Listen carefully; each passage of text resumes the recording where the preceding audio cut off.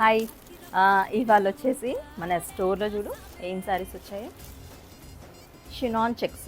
Okay, మళ్ళీ ఇది మనకి కింద కట్ వర్క్ లేస్ వచ్చింది with Kanchi border and contrast blouse. Dark red అండి, రెడ్కి ఎల్లో.